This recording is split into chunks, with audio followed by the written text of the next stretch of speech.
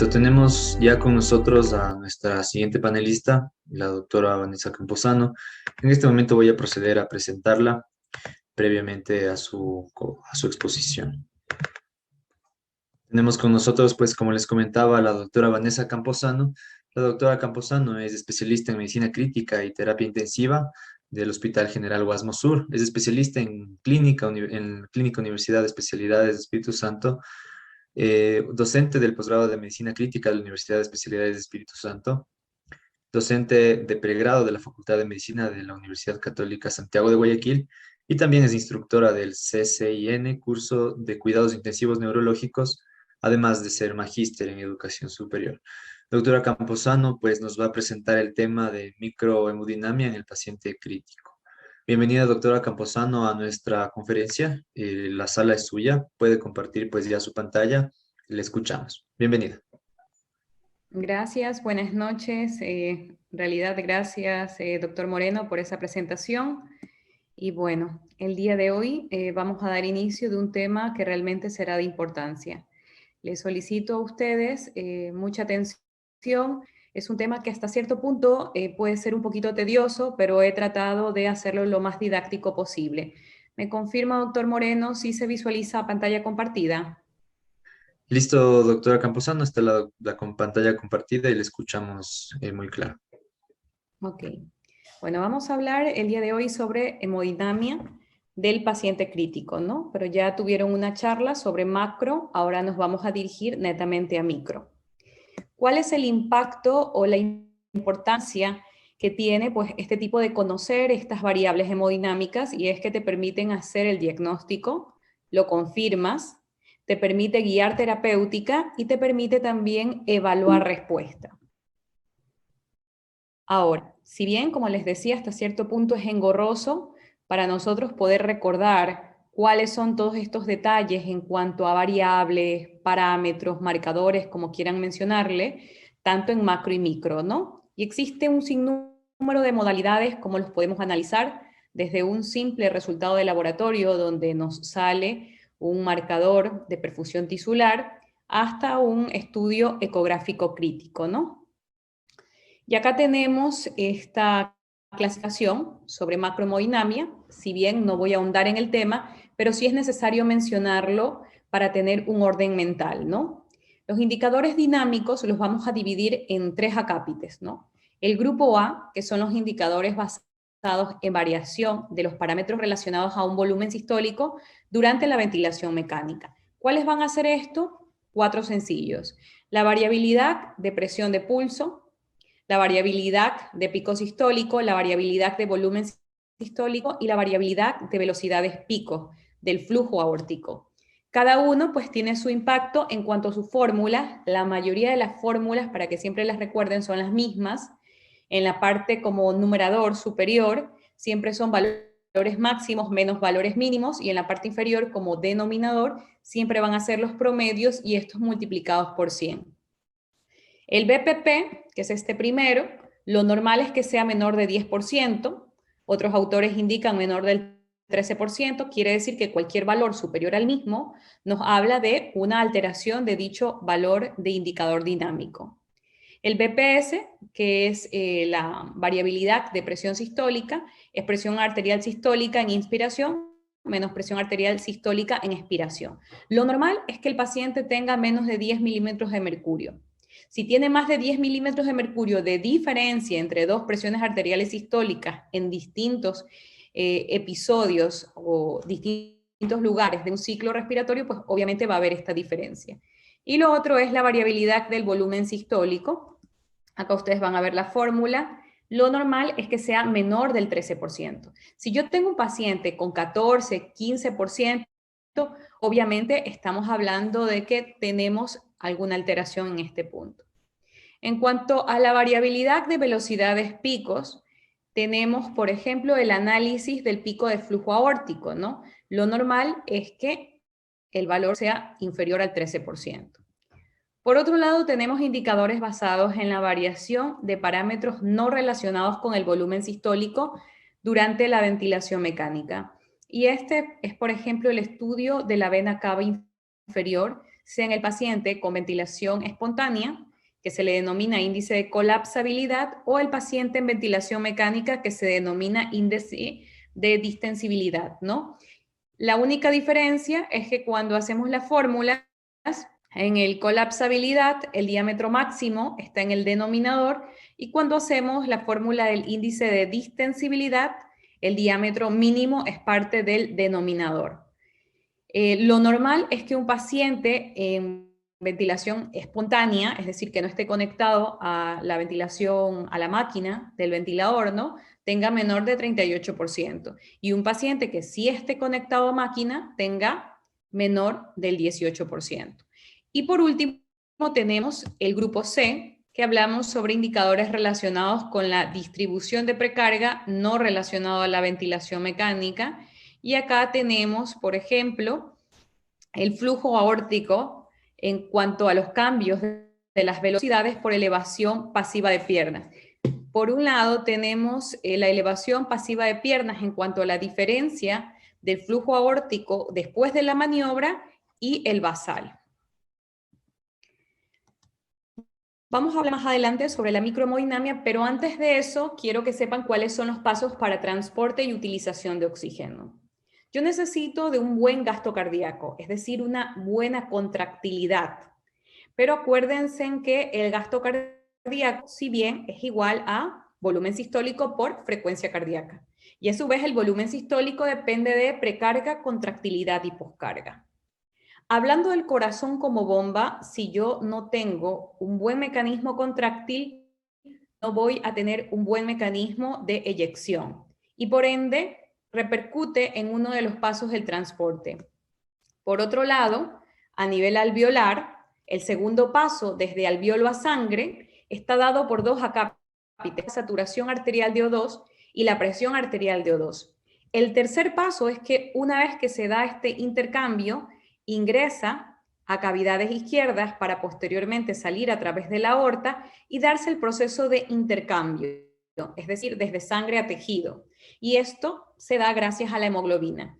Y en el cuarto paso, sin ser importante, ¿no?, uno puede decir, bueno, es el último, pero créanme que tiene un gran impacto en el paciente con sepsis, debido a que en fases tardías la captación por parte de la mitocondria en cuanto a oxígeno es deleteria. Entonces tenemos primero, segundo, tercer y cuarto paso. Por ende, si se dan cuenta y los analizamos mejor, son todos los parámetros o patrones que ingresarían dentro de una disponibilidad de oxígeno, que ya los vamos a ver más adelante. En microhemodinamia también nos vamos a analizar esto de manera ordenada. Liberación de oxígeno tisular está dada por contenido arterial de O2, por disponibilidad de oxígeno y por índice de disponibilidad. Y acá tenemos una curva de disociación de hemoglobina. Distintas situaciones, por ejemplo, en terapia intensiva o incluso en áreas de acción en emergencia, vemos con nuestros pacientes, como es el caso de la acidosis, la hipercapnia, registros febriles. Todas estas situaciones alteran la entrega de oxígeno. El P50 no es más que la presión arterial de oxígeno a la cual la saturación de la hemoglobina es del 50%. Sin embargo, hay distintas situaciones que nos permiten desviar esta curva hacia la derecha o hacia la izquierda, ¿no? A mayor presión arterial de oxígeno, si bien incrementa la afinidad por el oxígeno, pero llega a un punto. Más de 100 milímetros de mercurio no se ha demostrado que incremente mayor la saturación arterial de O2. Por lo tanto, muchos artículos están en contra de la hiperoxigenación, pues obviamente tiene una evidencia científica. En cuanto al contenido arterial de O2, es importante recalcar que la fórmula, que por cierto uno dice, bueno, ¿qué me voy a recordar de esta fórmula? Pues nosotros las hacemos en la práctica diaria, tanto así de que hace unas 3-4 horas que estaba en terapia intensiva, estábamos haciendo esta fórmula, porque justo era la decisión de que si a una paciente femenina que nos había llegado al área de emergencia íbamos o no a transfundirla.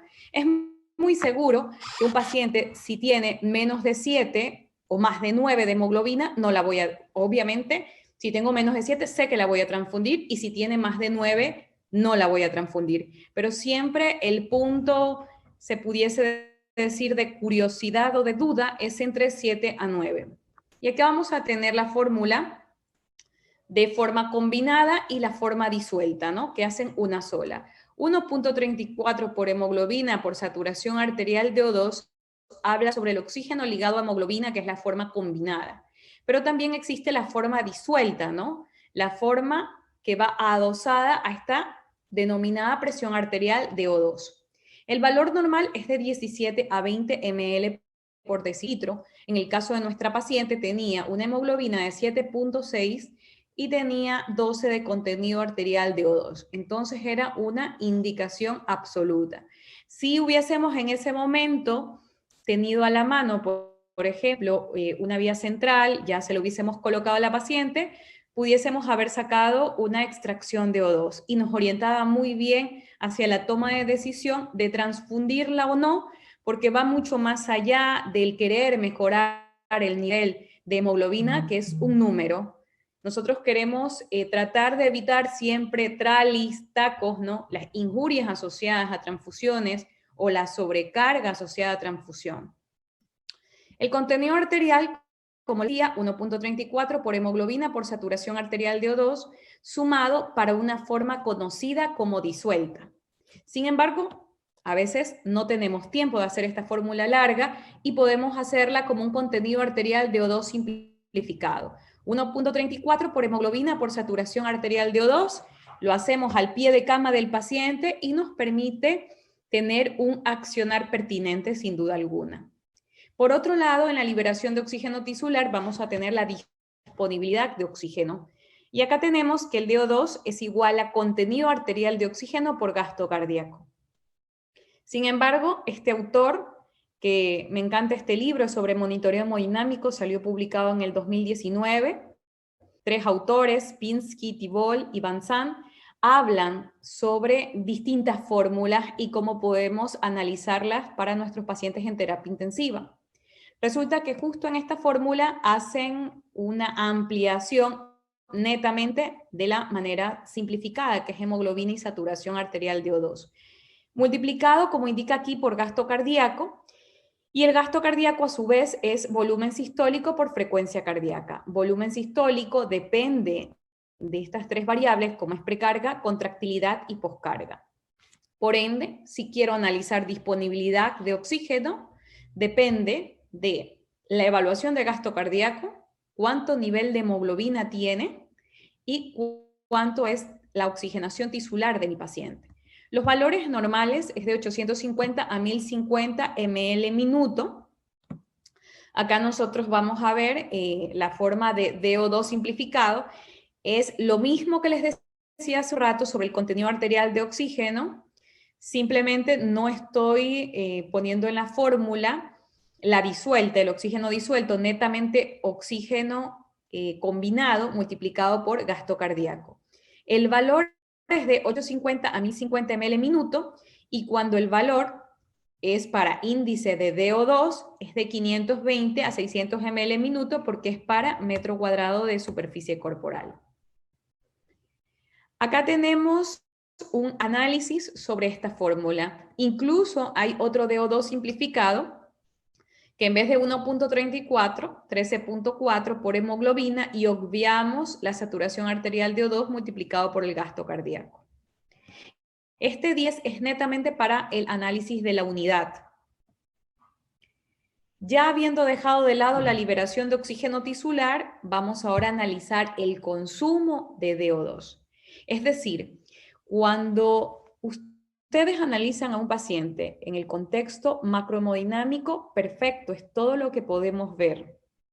Pero la microhemodinamia es justamente el análisis de estos parámetros un poquito más minuciosos sobre liberación de oxígeno tisular, sobre consumo de oxígeno tisular, sobre subrogados de marcadores de perfusión tisular que nos permitirán hacer una terapia guiada por objetivos.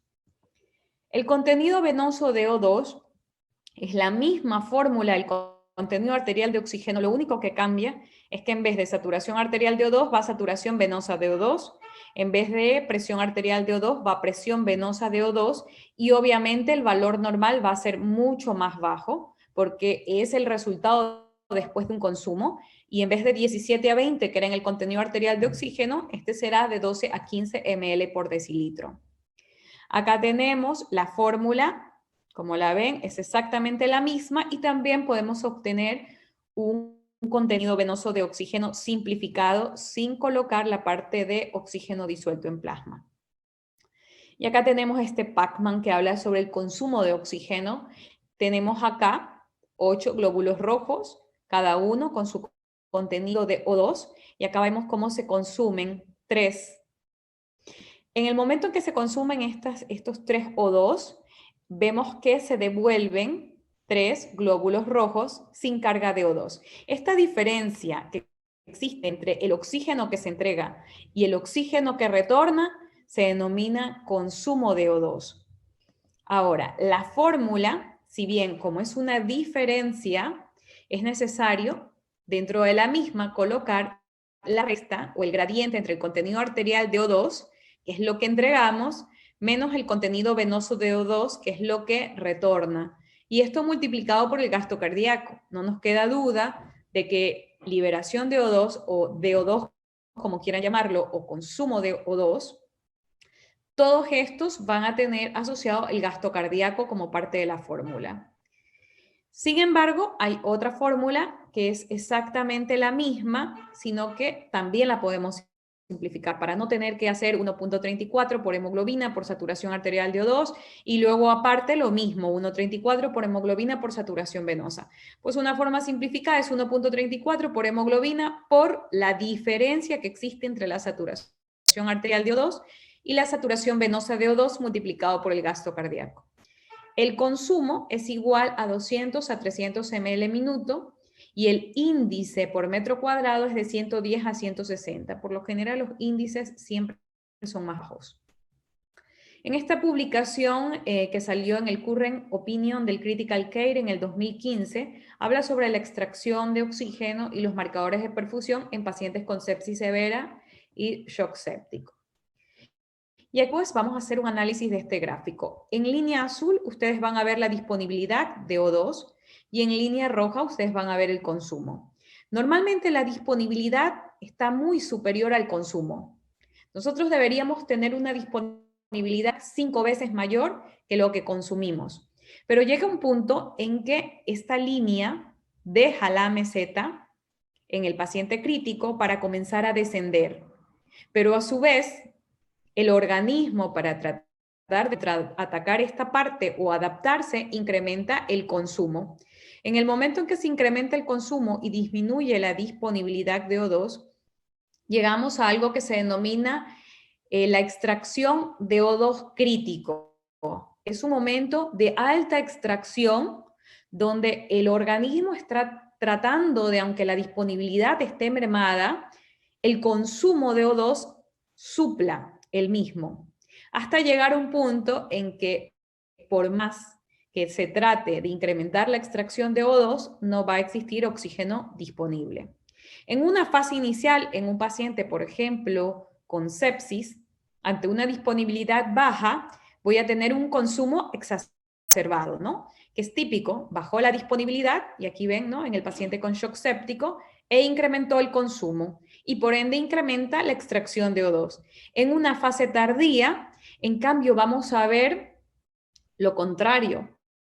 Aunque nosotros tengamos una excelente disponibilidad, porque resulta que el médico que estaba de turno, el paciente llegó a las 2 de la mañana, pero recién lo atendió a las 4 o las 5, ya generó esto una deuda de oxígeno de horas que eran importantes. Ahora resulta que aunque él trate de incrementar esa disponibilidad de O2, incrementando la volemia, incrementando la oxigenación, transfundiendo a este paciente en el caso que lo amerite, obviamente mejorando la contractilidad en el caso de depresión miocárdica, etc. Él trata de mejorar esta disponibilidad de O2, sin embargo, en estos pacientes puede ser que ya el consumo está disminuido porque ya hay un daño mitocondrial y por ende la extracción de O2 se ve mermada. En esta fase tardía se la conoce como un pobre pronóstico. Por otro lado, como parte de la fórmula es el consumo de oxígeno tisular, tenemos la extracción de oxígeno crítico. Y acá tenemos, ¿no? 3 fórmulas. Les traje las más emblemáticas, y la que usamos nosotros, que esta en realidad es la más fácil, la última, pero bueno, vamos a hablar de todas para que igual las conozcan. Entonces, la extracción de O2 es igual a consumo dividido para disponibilidad. Puede ser también esta, que es muy fácil, saturación arterial de O2 menos saturación venosa, dividida para saturación arterial de O2, y una extracción de O2 que es igual a 1 menos saturación venosa. ¿Cuál es el impacto que tiene en un paciente monitorizar extracción de O2? Que yo tengo que saber primero cuál es lo normal. Lo normal es que la extracción esté entre 20 a 30%.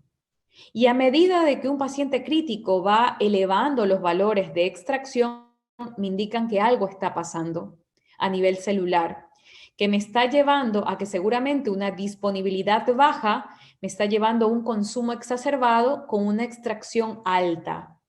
Si yo hago seguimiento, puedo darme cuenta de esto, que si mi paciente llega con una extracción de oxígeno normal, es decir, del 25%, como les decía, es del 20 al 30%, y resulta que tenía una saturación venosa de O2 de 75%, que ya vamos a hablar de saturación venosa más adelante, resulta que en el paciente séptico la extracción ya no es del 25, seguramente es del 50 al 60%.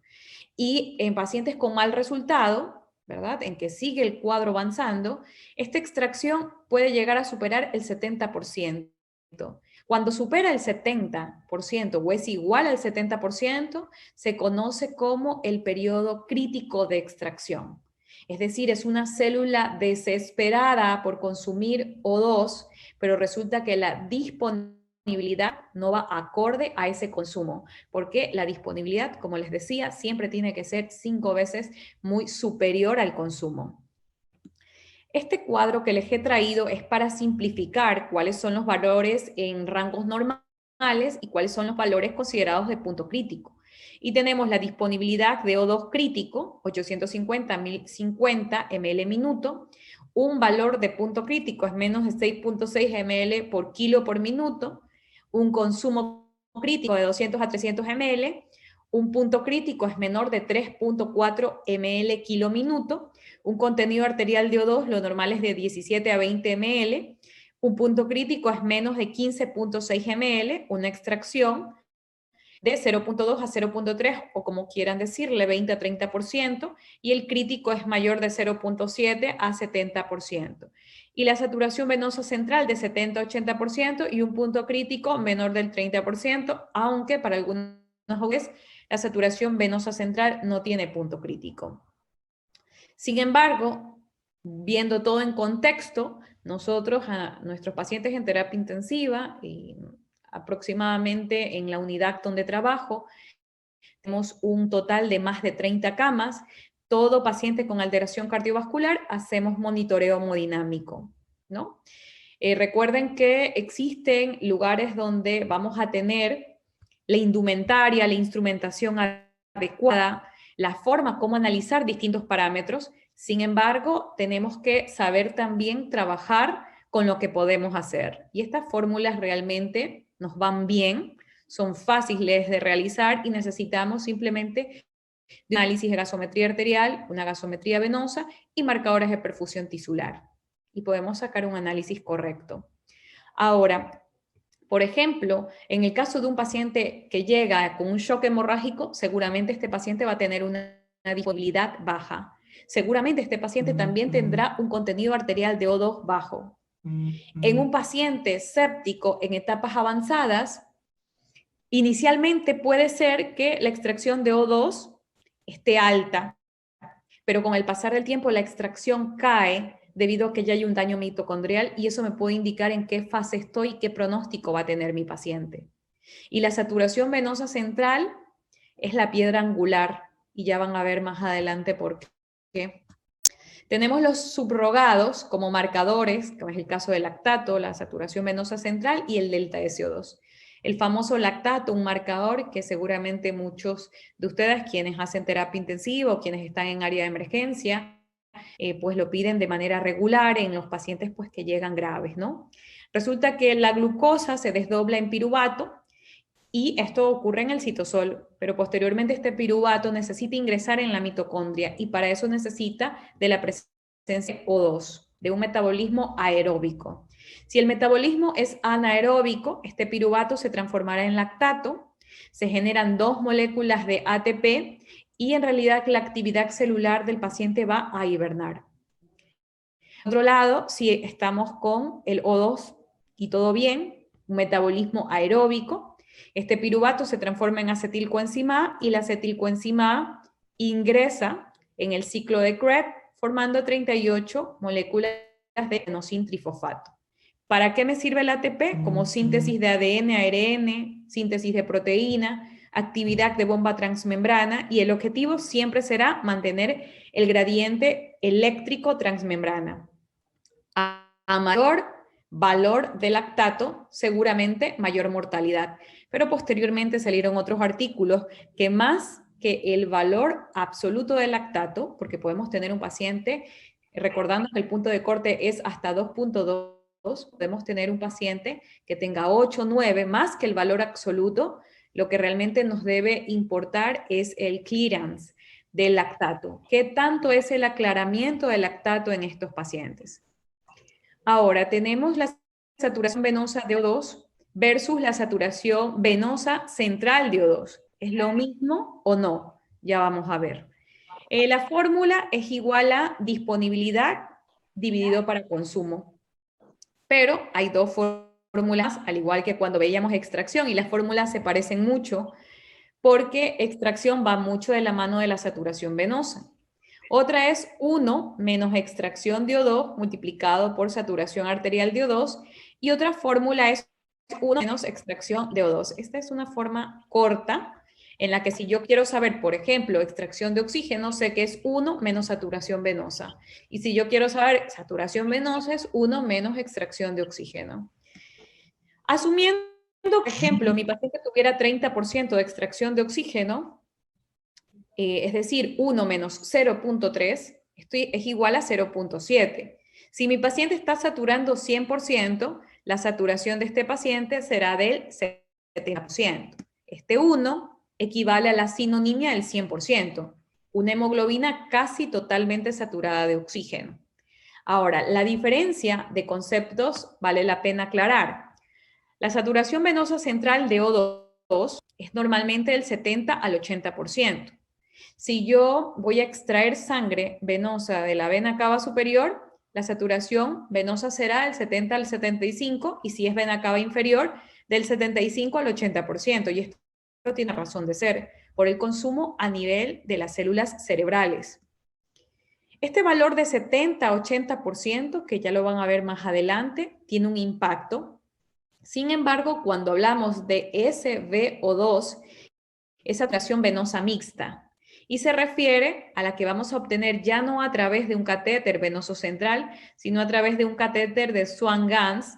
Es una sangre mixta en la que el valor es muy inferior a la de la venosa central, es entre el 65 al 70. El mejor subrogado es la saturación venosa mixta, pero ya en este artículo por la doctora Kate, pues obviamente hace un análisis sobre qué pasa si yo hago saturación venosa central versus saturación venosa mixta, porque obtener una muestra a partir de un catéter central, pues obviamente será mucho más fácil a decir que voy a obtenerlo a través de un catéter de Swan-Ganz, que es mucho más invasivo, con más complicaciones, entre otras cosas. Entonces, en este gráfico de dispersión se demuestra que realmente no existió mucha diferencia y que cuando se comparó la saturación venosa mixta de O2 versus la saturación, pero tomada muy cercana o en la aurícula derecha, no hubo mayores cambios. Ahora, haciendo un resumen de esta parte, a mayor extracción de O2, menor saturación venosa, porque existe un mayor consumo.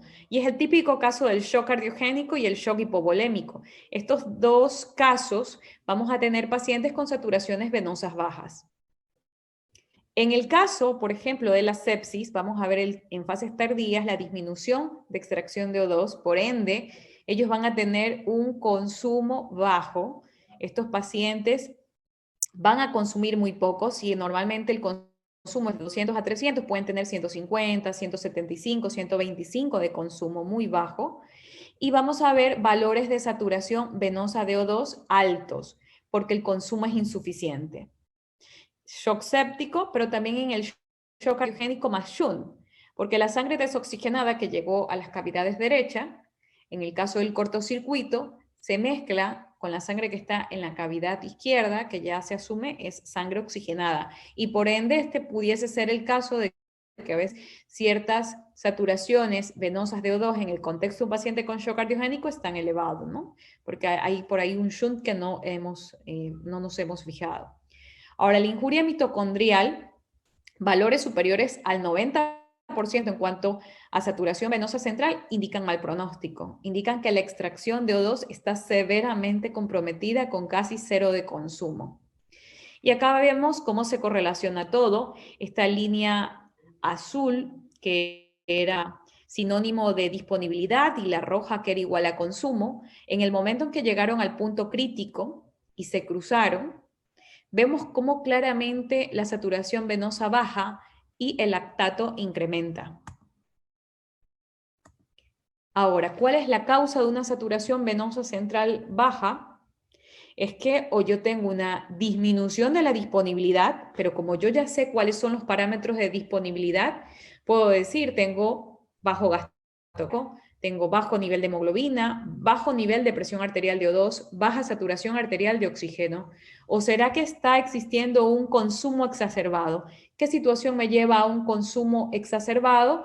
Que mi paciente esté convulsionando, que esté con hipertermia, que esté peleando con el ventilador, que mi paciente esté disneico. El exceso de consumo por parte de los músculos, al existir un incremento del trabajo respiratorio, me va a exacerbar el consumo y la saturación venosa va a bajar en estos pacientes. Ahora, en este tipo de pacientes con saturaciones venosas de O2 bajo, ¿cuál es mi opcional? Pues yo evalúo y lo que tengo que hacer es incrementar el DO2, es decir, está anémico, tengo que transfundirlo. Si tiene un problema de oxigenación, debo de mejorarlo. Si el problema es a nivel cardíaco, tengo que contrarrestar este problema. O disminuir el consumo. Si está convulsionando, cese de crisis. Si es febril, antipiréticos, etc. Si la saturación es normal, yo tengo que evidenciar hipoxia tisular o disfunción de órganos. Si hay disfunción de órganos, yo tengo que hacer esto. Evalúo e incremento el DO2 y disminuyo el VO2. Si no hay disfunción de órgano, espero y reevalúo. Si en cambio, por otro lado, está alto, la causa es de que existe una disponibilidad incrementada. ¿Qué paciente tiene disponibilidad incrementada? Por ejemplo, un paciente con hiperoxigenación.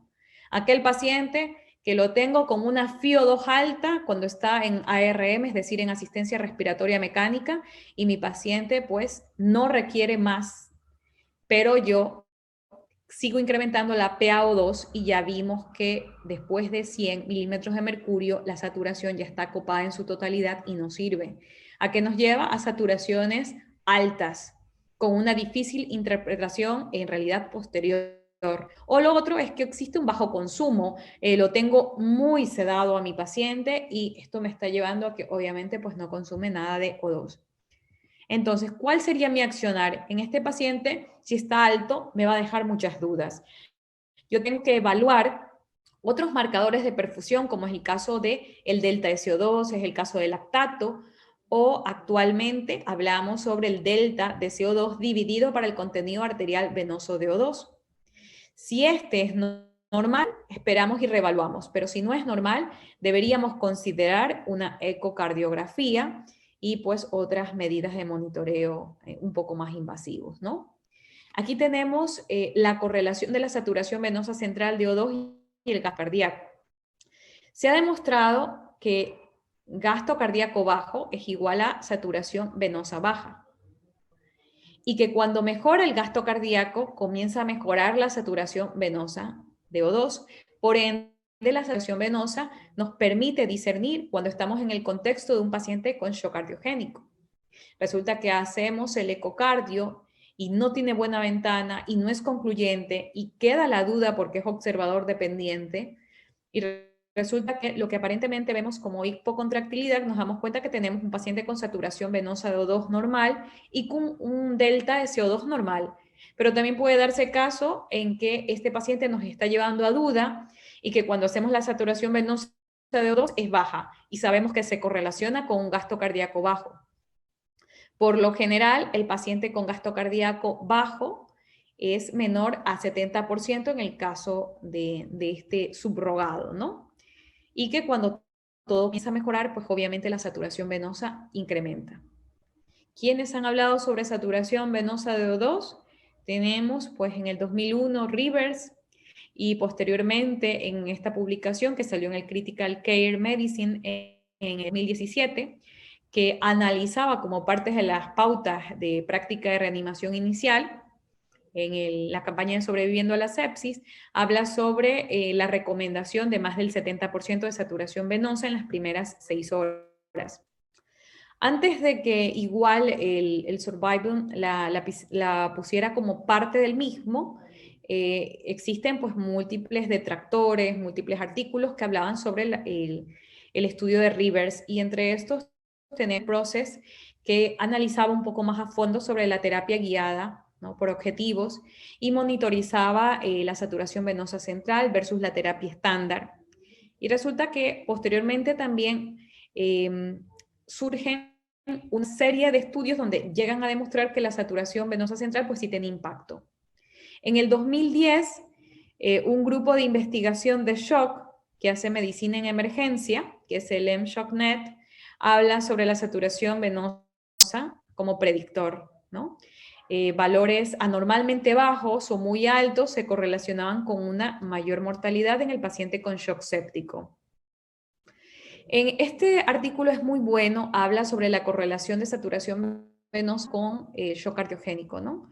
Un shock cardiogénico con una saturación venosa de O2 menor al 43%, por lo general estaba vinculado en estos pacientes, y que si hacían falla cardíaca sin shock, seguramente la saturación venosa oscilaba en menos del 56%, y en pacientes quienes no hacían falla cardíaca, saturación venosa de O2 en 70%, ¿no? Esto fue analizado en una unidad de cuidados coronarios. Y por otro lado, insuficiencia cardíaca crónica con descompensaciones agudas. Se demostró que cuando el paciente, normalmente el paciente con ICC, cursaba con saturaciones venosas centrales de O2 bajas de manera crónica, pero en el momento en que existía una descompensación, casi el 81% de estos pacientes tenían saturaciones venosas por debajo del 60%. Así que fue un muy buen subrogado para hablar sobre descompensaciones agudas en el contexto de pacientes cardiópatas crónicos. Por otro lado, se habló también como un buen predictor de éxito de extubación. En aquel paciente que le hacías, en primer lugar, un análisis de saturación venosa de O2 antes de extubarlo y luego lo comparabas después de 30 minutos de respiración espontánea, si había una reducción de la saturación venosa entre el basal y después de la extubación mayor al 4%, ¿verdad? Resulta que era un predictor, ¿no? ¿Por qué? Porque existía en el paciente que hace mala mecánica ventilatoria y un incremento de la actividad de la musculatura respiratoria. Perdón, aquí es como predictor de extubación, ¿no? En el momento en que estoy haciendo la prueba de ventilación espontánea, antes de extubarlo. En el caso del indicador de transfusión, vamos a ver que, como les decía hace un rato, hemoglobina menor de 7, beneficioso. Más de 10, no beneficio. Y si es de 7 a 9.5 es una zona gris. Entonces sí nos ofrece una herramienta para detectar si un paciente se beneficiaría o no en conjunto con la alteración de la extracción de O2. Por otro lado, el delta de CO2, que lo utilizamos mucho en la práctica habitual, tiene muchas limitaciones. De ahí es que siempre solicitamos delta de CO2, lactato, saturación venosa central. Y es que los altos de delta de PCO2, el paciente puede tener una perfusión normal y tener valores muy por encima de 6, que es el punto de corte según Baker y colaboradores, ¿no? El delta de CO2 no es más que la diferencia entre la presión arterial de CO2 menos la presión venosa de CO2. Niveles bajos, es decir, niveles menores de 6, pueden hablar de una perfusión alterada. Entonces, ¿cómo es esto? Si un marcador es considerado con punto de corte de 6 y que más de 6 debería decirnos que el paciente tuviese una perfusión alterada porque hay ciertos casos que más bien los encontramos dentro de límites normales. Y de ahí pues surgen otros artículos, este publicado en el 2019, habla de cómo los derivados de CO2 en cuanto a los índices hablan sobre la resucitación guiada en el paciente crítico, y es que se hace un mayor análisis. La producción de CO2 siempre va a ser igual a un cociente respiratorio multiplicado por un consumo de oxígeno. A mayor consumo necesito un sustrato energético mayor, como es el caso, por ejemplo, 1 para carbohidratos y 0,7 para lípidos. Si yo estoy en una condición aeróbica, yo tengo que entender que la producción de CO2 es mayor. ¿Por qué? Porque el consumo de oxígeno es mayor. Por ende, mayor O2 es consumido, mayor CO2 debe producirse. En el caso de condiciones anaeróbicas, la producción de CO2 baja, porque menos oxígeno es consumido y por ende menos CO2 se va a producir. Diciendo estas palabras, si vemos cuál es el desglose del delta de CO2, que en realidad la fórmula es tan sencilla, simplemente resto el CO2 de la arterial, de la venosa, y resulta que es directamente proporcional a la producción de CO2. Pero si habíamos hablado hace un rato, condiciones de anaerobiosis, menos consumo de O2, menos producción de CO2. Por ende, este paciente pudiese tener un delta de CO2 bajo. Sin embargo, que sí se llegó a demostrar que como según la fórmula el delta de CO2 es precisamente proporcional al gasto cardíaco, si yo tengo un gasto cardíaco bajo debería tener un delta de CO2 alto. Y es cierto, un gasto cardíaco bajo disminuye el aclaramiento del CO2 por algo que se denomina fenómeno de estancamiento. El CO2 se estanca en el lado venoso y pues la diferencia entre el venoso y el arterial de CO2 incrementan. Y esto genera una brecha amplia. Y acá lo vamos a ver mejor. La hipoxia tisular, sea por un lado, un flujo sanguíneo sistémico reducido ante una hipoxia isquémica, un paciente que está, por ejemplo, con hipocontractilidad miocárdica, seguramente va a tener un delta mayor de 6. Y acá vemos reflejado, por ejemplo, el QC, es la abreviatura de gasto cardíaco, 2 litros por minuto. En este paciente que está con hipocontractilidad o gasto cardíaco bajo, vemos que el CO2 se acumula por el conocido fenómeno de estancamiento y por ende la presión venosa de CO2 va a verse incrementada. Y esto va a dar como resultado un gradiente de CO2 amplio. Por otro lado, en el paciente con un flujo sanguíneo sistémico alto o normal, aquel paciente que no tiene problemas en cuanto al gasto cardíaco, va a tener el típico caso de la hipoxia hipóxica, donde no hay problema de flujo, sino de oxigenación, el delta puede ser menor de 6. Y acá vemos como un gasto cardíaco de 8 litros por minuto, con un buen mecanismo de bomba, hará que este CO2 pueda aclararse de mejor forma, porque el fenómeno de estancamiento no va a estar presente. Y acá vemos como la presión venosa de CO2 será de 45, con un retorno que permitirá un delta bajo menor de 6. Entonces, ¿se puede utilizar el delta de CO2 como marcador de hipoxia tisular? Pues la respuesta es no. Pero sí lo podemos utilizar como un subrogado para análisis de gasto cardíaco. Ahora, existen actualmente otros derivados de CO2 que son marcadores de perfusión tisular y en realidad es la mezcla de algunas cosas que hemos analizado el día de hoy, como es el caso de la brecha del delta de CO2 dividido para el contenido arterial menos el contenido venoso de CO2. Por otro lado, el cociente respiratorio, que es igual a la producción de CO2 dividido para el consumo. Y por otro lado, tenemos el consumo de O2 dividido para el lactato. Este tiene un punto de corte de 1,4. En pacientes mayor a 1,4 me puede hablar de perfusión tisular alterada.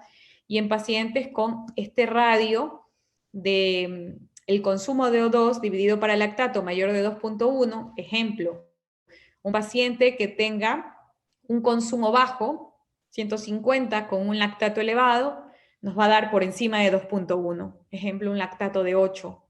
Entonces, estos marcadores, ya cuando los conviertes en duales, ya mezclas mezclas, lo uno que sacabas por fórmula, el lactato que te dio el laboratorio, la fórmula de la brecha, que es tan fácil tener una gasometría arterial venosa y luego sacar los contenidos arteriales, demostraron pues que tenía un impacto. Y acá vemos, si tenemos un paciente con saturación venosa de O2 menor del 70%, lo siguiente que me tengo que preguntar es cómo está la hemoglobina o la saturación arterial de O2. Si hay problema en este aspecto, considerar la transfusión o mejorar la oxigenación arterial. Si el problema no es ese, tengo que considerar el incremento del gasto cardíaco. Por otro lado, si es más del 70%, yo tengo que pedir un delta de CO2. Si el delta es menor de 6, no se espera beneficios por incremento de gasto cardíaco. Pero si en cambio es mayor de 6, considerar incrementar el gasto cardíaco, evaluar la respuesta a fluidos y evaluar la contractilidad. Y por otro lado, tenemos este famoso delta de CO2 dividido para el contenido arterial de O2, cuyo punto de corte es de 1.4. Si es mayor a 1.4 más un delta mayor a 6, considerar gasto cardíaco, respuesta a fluidos y contractilidad miocárdica. Si por otro lado es menor de 1.4, considerar otras causas de hiperlactacidemia.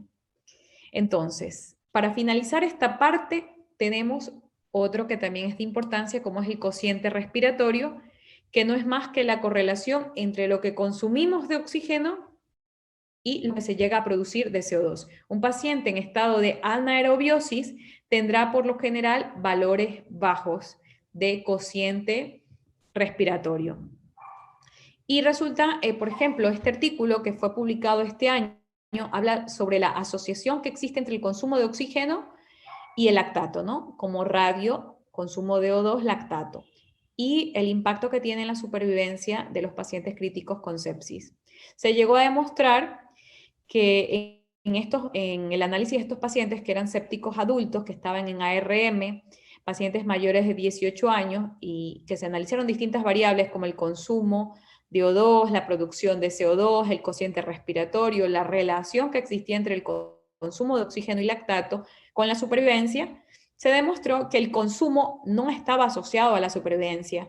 No es que pacientes con, por ejemplo, un consumo bajo era peor el pronóstico a uno con un consumo conservado. Sin embargo, sí se observaron tendencias. Los pacientes quienes sobrevivieron tuvieron una media de 259, cuyo valor era de 200 a 300. Y en pacientes quienes fallecieron, 239. Entonces sí hay tendencia, sin embargo no fue estadísticamente significativo. La mediana general para producción de CO2 y el cociente respiratorio tampoco se asoció con supervivencia. No es que a menos O2, menos producción de CO2 y por ende una producción de CO2 bajo, menor sobrevida. No tuvo impacto, pero la relación entre consumo de oxígeno y lactato sí fue estadísticamente significativa, más que si solo asociamos el consumo solo. Y bueno, estos recuadros es para hacer un resumen de todo lo que hemos hablado el día de hoy. Estamos ante un paciente, ¿no?, que persiste el shock, lo veo por signos clínicos, hiperlactacidemia. Tengo que decir, bueno, tengo que tratar de optimizar la macrocirculación, que fue la charla anterior. Tengo que chequear si la presión arterial media está adecuada. Si la presión arterial media está adecuada, la siguiente pregunta es ¿cómo está la presión de perfusión media? Que es la diferencia entre la presión arterial media menos la PVC. Es igual a la presión de perfusión cerebral de TAN menos PIC. Si esta está acorde, ¿verdad? O no está acorde, me permite pues ir. Si está acorde, perfecto, no pasa nada. Si en cambio tenemos problemas de presión de perfusión media, esta está baja, yo tengo que pensar en que pudiese existir depresión del tono arterial y ese paciente se va a beneficiar de vasopresores. Si en cambio el paciente tiene una presión de perfusión media normal, tengo que pensar que puede darse el caso de un insuficiente gasto cardíaco. Por otro lado, yo tengo que chequear, ya la microhemodinamia. Chequear si la disponibilidad es adecuada para el consumo. Me pregunto, ¿cómo estará la saturación venosa central de O2? ¿Es baja? Y bueno, pues sale este artículo que indica que saturaciones venosas centrales bajas pudiesen indicar una disponibilidad global de oxígeno insuficiente. En el caso, por ejemplo, del shock, ¿no? Puede hablarme de una disponibilidad baja con un consumo exacerbado. Entonces, me pregunto si la disponibilidad es baja y uno de sus parámetros es la hemoglobina, ¿cómo estará la hemoglobina? Si es baja, transfundirlo. Si es normal, tengo que pensar en que el problema pueda ser el gasto cardíaco. Y ahora, como gasto cardíaco es igual a volumen sistólico por frecuencia cardíaca y volumen sistólico, precarga, contractilidad y poscarga, ¿será insuficiente precarga que me lleva a un gasto cardíaco bajo o será insuficiente contractilidad mi problema? Si es contractilidad, tengo que ir a analizar la fracción de eyección del ventrículo izquierdo, si hay fracaso del BD y, bueno, la utilidad de inotrópicos. Si no es el problema de la fracción de eyección y no hay fracaso del BD, pues pensar en una insuficiente precarga.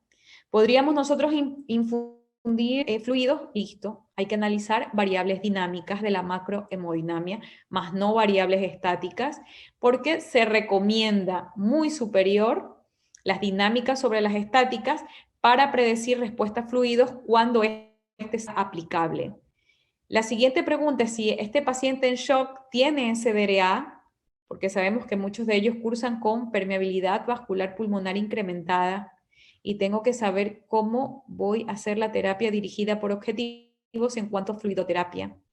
¿Qué parámetro voy a utilizar? Presión de oclusión de arteria pulmonar, tiene pues muchos bemoles, muchas críticas, o la evaluación del agua pulmonar extravascular. Riesgo-beneficio. Por otro lado, si la saturación venosa central de O2 es normal, tengo que preguntarme cómo está el delta gap, ¿no? Si este es mayor de 6, seguramente insuficiente gasto cardíaco. Si en cambio la saturación venosa central de O2 es alto, tengo que analizar si el paciente tiene mucha disponibilidad o un bajo consumo y pues replantearme el caso, como veíamos en diapositivas anteriores, viendo el contexto de los otros marcadores de perfusión tisular. Conclusiones en microhemodinamia. La brecha de PCO2 refleja la adecuación del gasto cardíaco con la condición metabólica. Por ende, no se lo debería considerar como un marcador de perfusión tisular. La brecha de PCO2 dividido para contenido arterial menos venoso de O2 pudiese ser un buen marcador para anaerobiosis.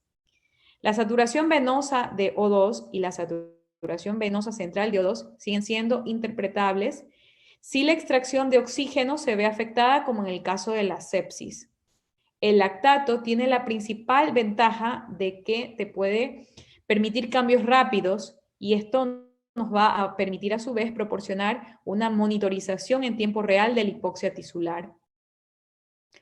Y pues en esta diapositiva resumimos que una terapia guiada por objetivo va de la mano tanto de marcadores de macrohemodinamia, que pueden ir desde análisis de presión arterial media, resistencias vasculares, desde la contractilidad, ver cómo está en realidad todo el volumen sistólico, frecuencias cardíacas, índices de shock, ver la presión de perfusión coronaria, pero por otro lado están los marcadores de microhemodinamia, ver cómo está la presión arterial de O2, ver cómo está la hemoglobina, ver cómo está el gasto cardíaco.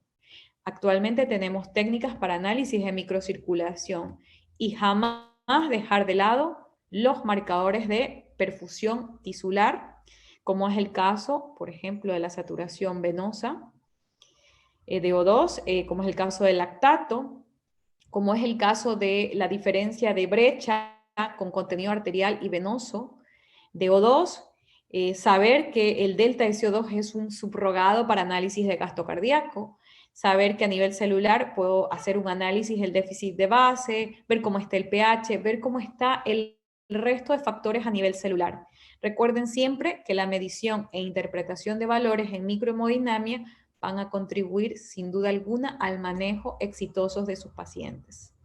Eso sería pues todo el día de hoy. Espero pues fuera clara la charla. Para mí ha sido un gusto estar aquí conectada con ustedes. Si tienen alguna pregunta, pues estoy presta y espero pues podamos salir victoriosos de las dudas que tengan, ¿no? Muchas gracias, doctora Camposano, por la brillante exposición. Le agradecemos de antemano, pues, por su presencia y por su tiempo. Vamos a dar lectura, pues, a algunas preguntas que tiene el auditorio a continuación. Primero, felicitándole, doctora, por su ponencia, menciona Katy Huanca.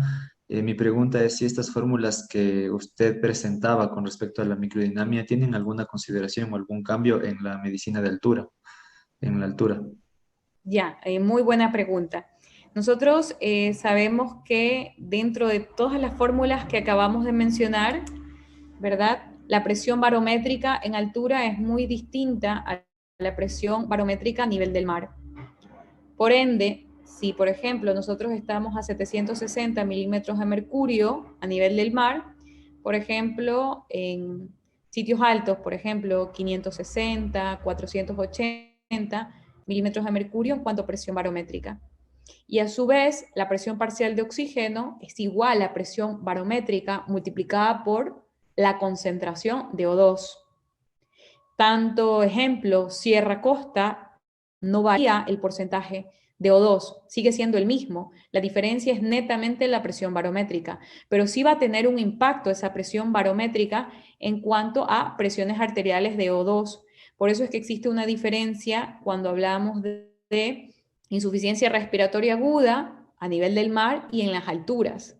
Sin embargo, cuando nosotros vamos a hacer un análisis de consumo, el consumo sigue siendo el mismo.